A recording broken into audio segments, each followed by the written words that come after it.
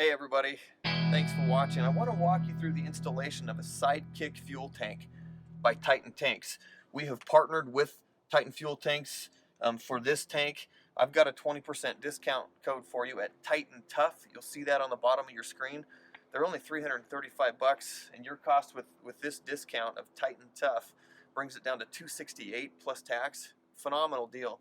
Anyway, I've got this on the Ford Ranger. It'll fit any mid-sized truck, but it was especially useful on the Ford Ranger because it's only got an 18-gallon fuel tank. But there's even more versatility on where you put this tank on a full-size truck. So anyway, let's get to it. Let's show you some of the pitfalls that you might not think about when you get into this install. Okay, so the first step in installing this Sidekick Titan tank is that if you've got a tonneau cover on your truck, you're going to have to take it off because you're going to need to get underneath there. So we're just, again, going through the installation here of this Sidekick Titan tank. You can put it on the left side of the truck or on the right side. It really doesn't matter.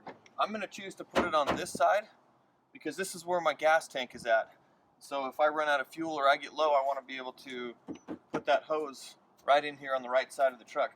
So going into it though, if you get down here, you'll have to know that you are going to lose some of your tie downs, some of those strategic places in your truck that you may not want to give up, but you will lose a couple of those. If I put my tank right here, you can see, at least on the Ford Ranger, I still get this 12-volt adapter hole in there that's not covered up. So how this is going to go, it looks pretty easy. I mean, it's standardized across all trucks, so you may have to tweak this or customize it for your truck. But essentially, you've got these braces and brackets. This is going to drill in right to the side of your bed top, and it's going to hold that right in place, just like that. There's one of these on the back. There's also one on the front, and then there's one that's going to set right here. Once I Dremel away some of this bed liner, it's going to sit right here. So that's kind of how that looks. I'm using a hand tightener here just because I don't want it to go too tight, and by using a screw gun. Not sure if it really matters, but so this angle gives you a view of how that screw goes in there on this, at least on the Ford Ranger, to hold that brace on.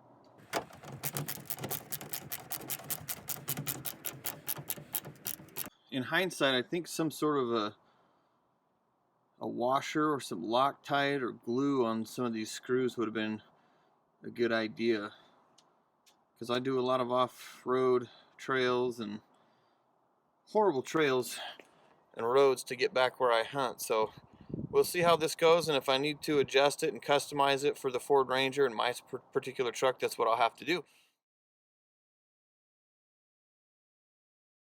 I showed you the bolt for this stopper and rubber base was too small, so I had to go get my own. It's too short for my truck to get a good solid base, and I'll show you that in the pictures. But yeah, the factory bolt was only 2 inches, and it needed to be more like 3.5 to get a solid bumper stop on the wheel well.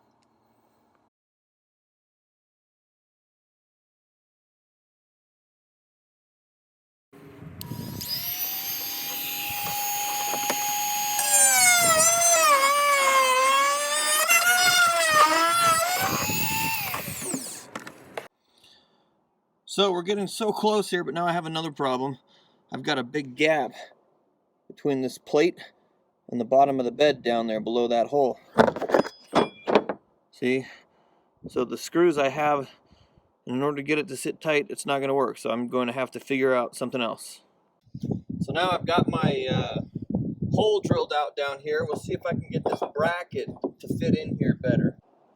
Got my spacers and my longer screws. This gas tank is empty, by the way, so I'm not in danger of making any sparks that are going to blow me up. So